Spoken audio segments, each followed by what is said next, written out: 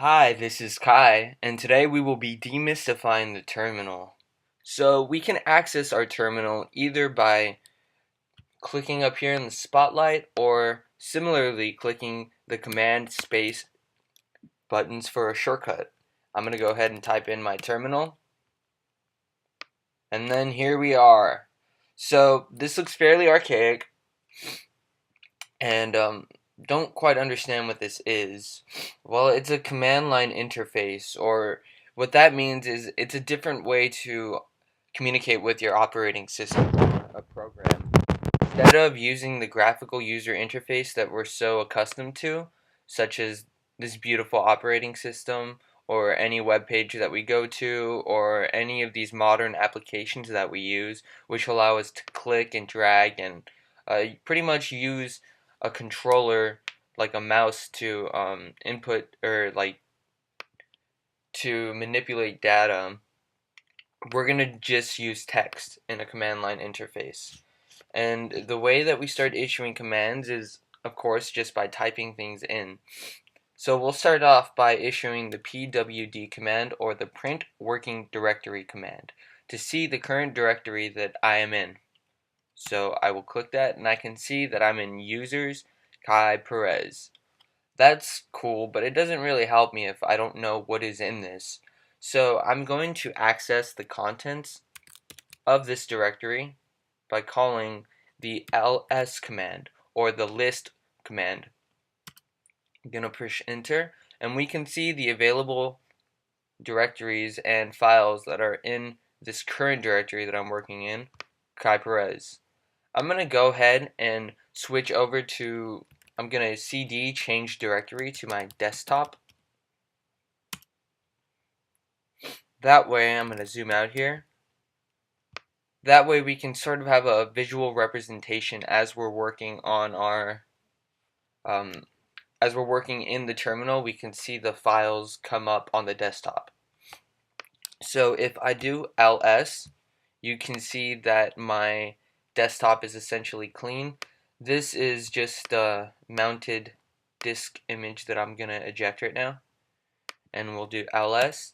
And we can see that there's nothing on my desktop. And the terminal says the same thing as well. So why don't we go ahead and we can create a little text document.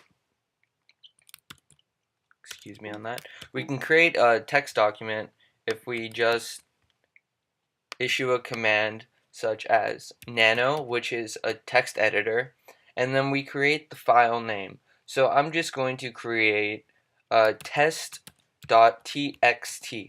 and this should open up a new document in this nano program. And in here, this would work the same as any other text editor. So in another video series where we go through how to create a website, I will tell you that we can create a website from any text editor as long as you can type in letters and numbers and all those goodies. We can create an HTML document.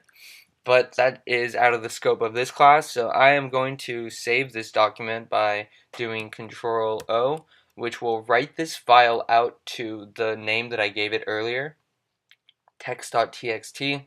That is fine. I'm going to push enter, and then Control X to go ahead and exit out this program. So now if we do the ls command, you will see that we have in our directory a text.txt file. And if we look in our desktop, we can see that we do in fact have that file. So this command line interface, or the terminal, is just another way of accessing your data. Another command I will show you is the copy command. So we can copy this file, this text.txt file, to another file. So copy. First we write the path of the file that we wish to copy.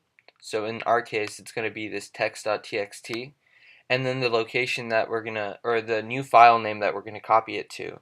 So I'm going to copy it to text, something that we can really make stand out, text annoying3s.txt. And you can see in fact that we have made a copy of this text.txt.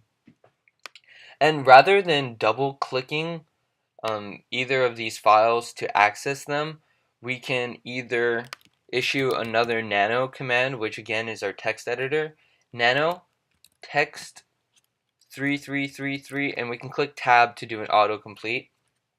And this should open up the new file that we just created, and indeed it does. And we can see that the contents in it are exactly as they were in the other file that we had.